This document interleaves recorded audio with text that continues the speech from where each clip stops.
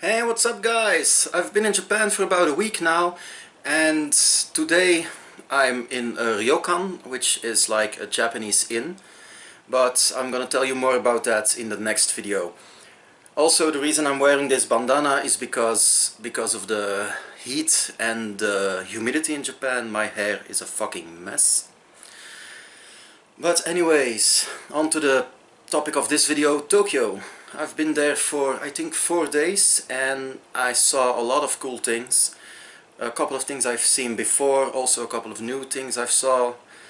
But let me tell you about that first. On our first day, after we landed on the plane, after about a 12 or 13 hour flight, I actually had to take 2 flights, but oh well, in total 12-13 hours, we went on a fucking long walk. It was about 1 p.m. when we left and we returned about 12 a.m., so midnight. We went to some of the most commonly known places in Japan, like Shinjuku, where I studied last year, and Shibuya, where you can see the Hachiko statue of the dog who waited for his owner that sadly died, and the dog waited for years and years at the station for his owner to come back, and they put a statue up there now. It's really famous. If you ever get the chance, it's by the station of Shibuya. It's a common meeting place for Japanese people, and I will show you some clips of that. I took a couple of videos from a street artist over there who was beatboxing, so I will put that maybe in the corner over here when you watch the video of Shinjuku and Shibuya.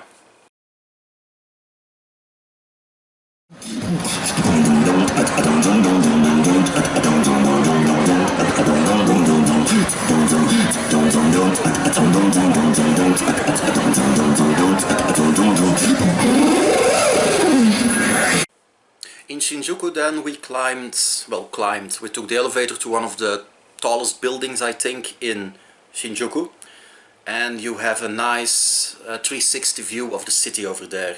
You can actually see a couple of well-known buildings in Japan, like the Skytree Tower and Tokyo Tower. I have a little bit of footage of that, but it's not perfect since it was getting dark and there was light shining indoors, so I had reflections on the glass, and it's not that good, but I will show you that as well.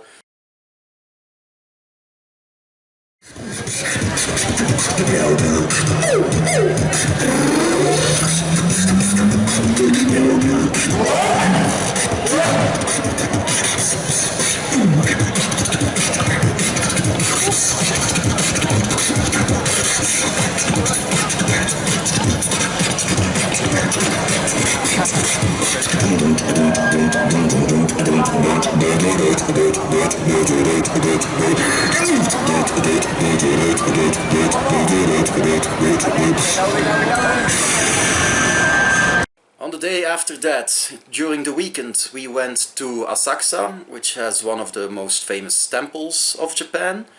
I forgot the name of it, I will put that in the video as well. But it's a large, I think it's Buddhist temple, with a very recognizable gate, the Kaminarimon, which translates to Thunder Gate. Too bad it was under reconstruction. It's been over that for a year, like that for over a year now. Last year I went there as well and it was already being renovated, so but I have some footage of that as well.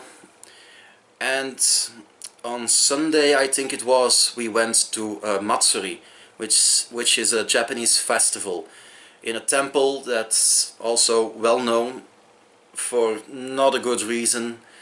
During the war, during the Second World War, Japan was very active, sadly enough, and there are a lot of dead soldiers buried there, as well as war criminals, and that's the point that got a lot of people mad about it, because that was a point when Japan was very nationalistic and very aggressive.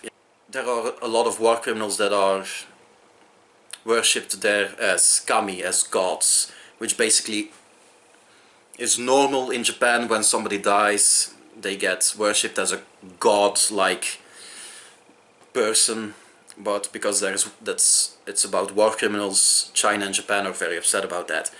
But during the Matsuri, during the festival, which was an Obon festival, one of the biggest in Japan apparently, Obon is like All Saints' Day in Western culture, where they remember the dead, actually. And during that period, people set aside their problems, and they just celebrate. And I have a lot of beautiful footage of that. There was dancing, there was people singing, there were a lot of lights, lanterns, like rows and rows of them just lined up. It's very beautiful, and I hope you enjoy that footage, because I really, really did.